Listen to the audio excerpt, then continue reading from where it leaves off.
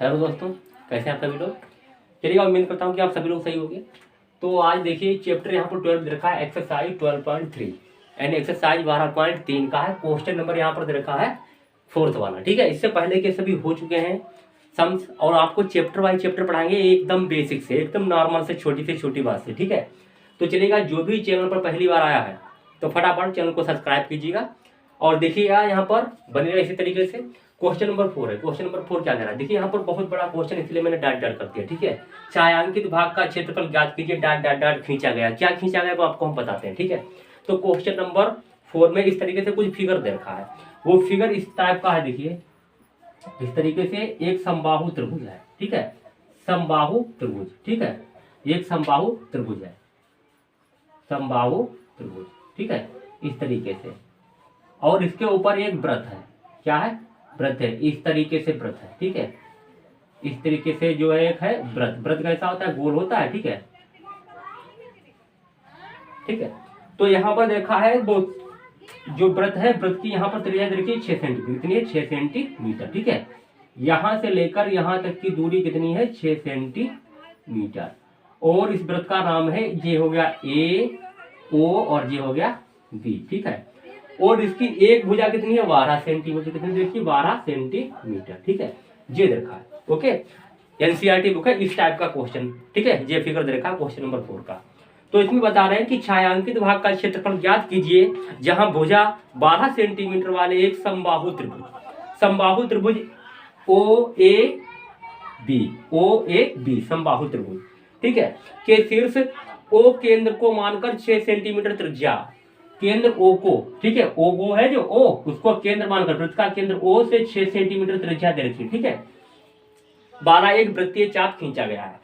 तो देखिए यहाँ पर हमें क्या करना है, हमें छायांकित भाग का क्षेत्रफल निकालना है। ठीक है, छायांकित भाग मतलब इतने पर ये छाया पड़ रही है। ठीक है, इतने पर क्या पड़ रही है? ये छाया पड़ रही है। ठीक है, अब देखिए हमें क्या करना है।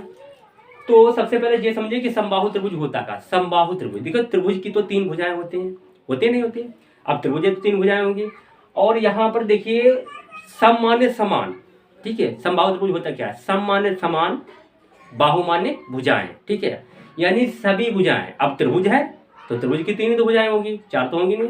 तो त्रिभुज की ये त्रिभुज की तीनों भुजाएं समान होगी अर्थात बराबर होगी, वो समबाहु त्रिभुज होता है। ठीक है, यानी सम माने समान और बाहु माने भुजाएं, जिसकी तीनों भुजाएं समान होगी बराबर होगी वो समबाहु त्रिभुज होता है। ठीक है, तो यहाँ पर जितनी हमारी भुजा ओ से लेकर ए तक है उतनी हमारी ओ से लेकर बी तक है और उतनी ही ए से लेकर बी तक है। ठीक है, तीनों भुजाएं कैसी हैं? इक्वल, समान है। ठीक है, तो हमें करना कि यहाँ पर छायांकित भाग का क्षेत्रफल निकालना। ये देखिए यहाँ पर इतना वृत्त तो है और ये इतना कटा हुआ है। ठीक है, तो इस पर छाया पड़ रही है। ठीक है, इसी का तो हमें त्रिज्या खंड का क्षेत्रफल निकालना है।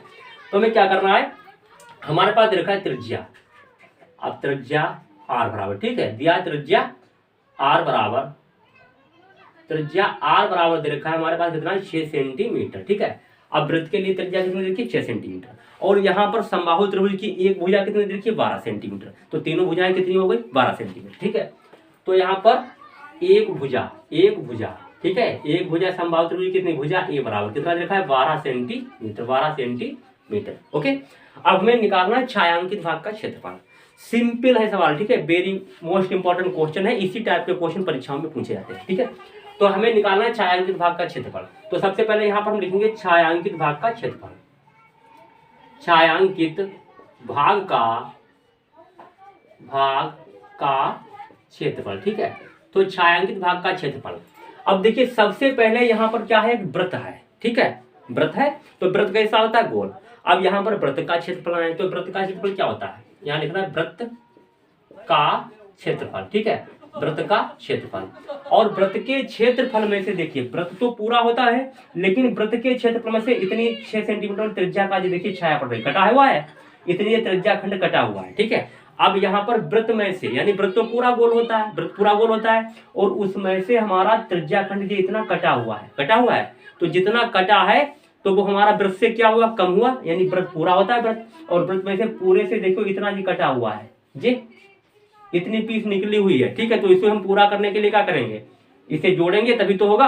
अब यहाँ पर पूरा वृत्त था, हमारा पूरा वृत्त था, और वृत्त में से इतनी जे निकल गया। ठीक है, त्रिज्या खंड निकल गई। ठीक है, तो हमें क्या करना है, यहाँ पर वृत्त से वो कम हुआ यानी पूरे वृत्त में से कम हुआ इतना तो माइनस होगा, माइनस यहाँ पर क्या होगा, त्रिज्याखंड है तो त्रिज्याखंड का क्षेत्रफल, त्रिज्याखंड का क्षेत्रफल, त्रिज्याखंड का क्षेत्रफल। फिर अब उसके बाद में ये होगा प्लस, ठीक है। अब प्लस में और क्या है, कितना जुड़ा हुआ है, समबाहु त्रिभुज का क्षेत्रफल, समबाहु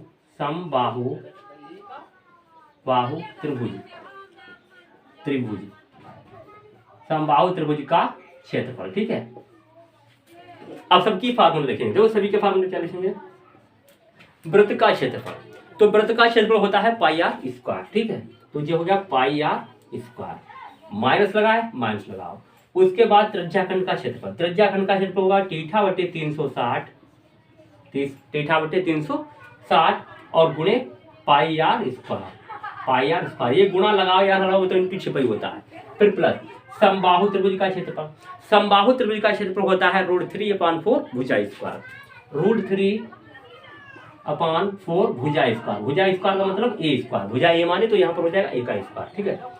अब हमारा यहाँ पर देखिए पाई की वैल्यू कितनी, 22/7, कितना 22/7 रखेंगे। यहाँ पर ये तो दे नहीं रखा है कि आप 3.14 रखो, ठीक है। इसमें दे रखा है ऊपर, बुक में ऊपर दे रखा है कि जब तक अन्यथा ना कहे जाए तब तक पाई का मान 22/7 रखो, तो पाई का मान में 22/7 रखूंगा, ठीक है। तो ये हो जाएगा 22/7 गुणे आर की वैल्यू। अब वृत्त है तो वृत्त के लिए त्रिज्या आर की वैल्यू कितनी है, 6 सेंटीमीटर, कितना है 6 सेंटीमीटर, ठीक है। तो 6 गुणे 6, यहाँ पर स्क्वायर है तो 6 गुणे 6 दो बार में लिखेंगे, स्क्वायर का मतलब है दो बार जो चीज है वो गुणा में लिखना आर की वैल्यू, ठीक है। तो आर की वैल्यू 6 थी, दो बार गुणा में लिख लिया। फिर माइनस थीटा की वैल्यू कितनी होगी, थीटा की वैल्यू होगी यहाँ पर 60 अंश, ठीक है। क्योंकि यहाँ पर देखिए कितने अंश का कोण बन रहा है, 60 अंश का, ठीक है। कितना बन रहा है, 60 अंश का। तो यहाँ पर थीटा बराबर कोण थीटा बराबर लिख लेना, यहाँ पर कोण थीटा बराबर जो है वो हमारा 60 डिग्री का बन रहा है, कितने का, 60 डिग्री का। तो जो हो जाएगा 60/360 यानी 60/360, थीटा की वैल्यू 60 हो गई, गुणे पाई की वैल्यू 22 कितना हो गया, 7 हो गया, गुणे आर की वैल्यू कितनी है, त्रिज्याखंड का, त्रिज्याखंड हमारा यही तो है त्रिज्याखंड के लिए, ठीक है। तो वृत्त बार देखिए 6 है तो इसमें भी 6 रखा जाएगा, 6 गुणे 6 स्क्वायर है तो 6 गुणे 6 दो बार में।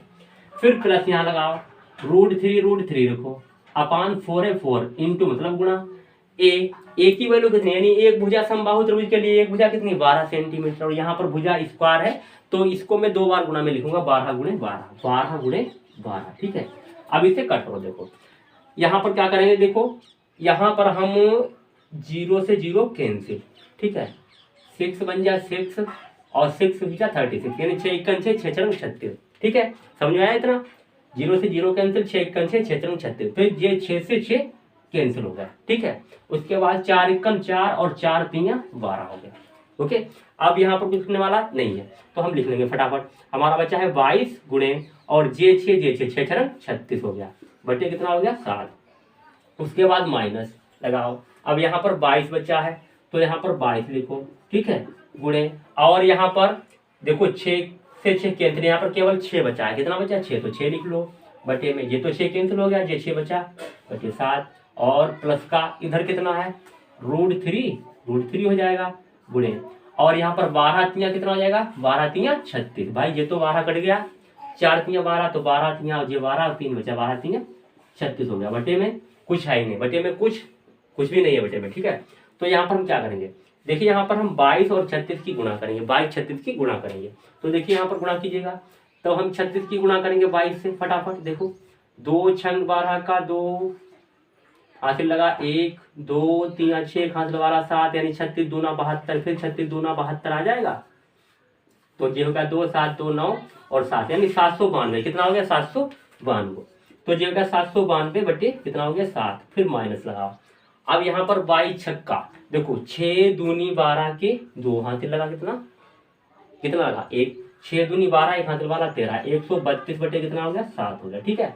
और प्लस का इधर देखा है, अब 36 की गुणा कर देंगे हम √3 से, तो हो जाएगा हमारा 36 √3, इस तरीके से इसे लिख सकते हैं, ठीक है। अब देखिए इसके हाथ समान है, हम देखिए यहाँ पर दो मेथड अप्लाई होते हैं, कौन सा, अगर बीच में संख्या के बीच में प्लस या माइनस चल रहा है तो वहां पर तिरछी नीचे की गुणा करो, या तो उसके न्यूमरेटर नहीं जानते, न्यूमिनेटर आंसर नहीं है, न्यूमिनेटर डिनोमिनेटर, ठीक है। अगर इसका डिनोमिनेटर के साथ इक्वल होना चाहिए, यानी हर कैसे होना चाहिए, समान होना चाहिए, तो हमारे जोड़ घट सकते हैं। तो यहाँ पर हर हमारा समान है, तो यहाँ पर हर समान हो गया, तो हम क्या करेंगे, अंश को ऐसे जोड़ घटा लेंगे, ठीक है। तो इसे लिखेंगे 792 माइनस को 132, और इन दोनों साथ में से कोई सा भी एक साथ लिखेंगे कॉमन लेकर, ठीक है। और प्लस का हमारा दे रखा है यहाँ पर 36√3 दे रखा है, ठीक है, 36√3। अब क्या करेंगे हम, 792 में से घटाएंगे, 792 में से 132 घटाएंगे, ठीक है। 792 में से 132 घटाएंगे तो कितना बचेगा, 792 में से 132 घटाओ। अब देखो 792 में से घटाएंगे 132, 2 से 2 गया 0, 9 से 3 गया कितना बचा 6, 7 से गया कितना बचा 6, यानी 660, ठीक है। तो ये हमारा इधर आ जाएगा, इधर आ जाएगा, यहाँ पर बचेगा कितना 660, कितना बता, यानी 792 में से 132 क्या बता है 660, 660 बटे कितना है 7, ठीक है, बराबर लेकर चलो। उसके बाद प्लस दे रखा है 36√3, ठीक है। यही हमारा आंसर दिखा रहा है बुक में, ठीक है, सेंटीमीटर स्क्वायर। ये हमारा क्या हो गया आंसर। अगर आप इसे यही बुक में यही आंसर दिखा रहे हैं, ठीक है, तो हमें बुक के हिसाब से चलना है, यही आंसर दिखा तो ये हमारा आंसर है, ठीक है। अगर इसे हम आगे हल करना चाहें तो यहाँ पर √3 का मान रखकर हल कर सकते हैं। √3 का मान वो होता है, यहाँ पर √3 का मान होता है, क्योंकि √3 का मान होता है 1.732। अगर रखना चाहे तो यहाँ पर √3 का मान रखें, 36 की गुणा कर दें उससे, और उसके बाद में इसे जो भी है इसे भाग दें, फिर उसमें जोड़ दें, ठीक है। और भी आगे हल हो सकता है, लेकिन हमारा बुक में इतना ही आंसर दिखा रहा है, तो हमें यही आंसर लिखना पड़ेगा। ओके, तो चलिए क्वेश्चन हमारा 4th क्लियर हो चुका है। क्वेश्चन नंबर 5, 6 जो भी है वो अगली वीडियो में, तब तक के लिए बने रहा इसी तरीके से आप अपने इस यूट्यूब चैनल एकी सॉल्यूशंस एंड मस्ती चैनल में। तो सबसे पहले आप मस्ती चैनल भाई मस्ती से पढ़िए। तो जो भी भाई चैनल पर पहली बार आया हो तो प्लीज चैनल को लाइक कीजिएगा, सब्सक्राइब कीजिएगा, ठीक है। और फटाफट चैनल को बस फटाफट सब्सक्राइब कर लीजिएगा, ठीक है। जिस भाई ने चैनल को सब्सक्राइब ना किया हो सब्सक्राइब कर लीजिएगा।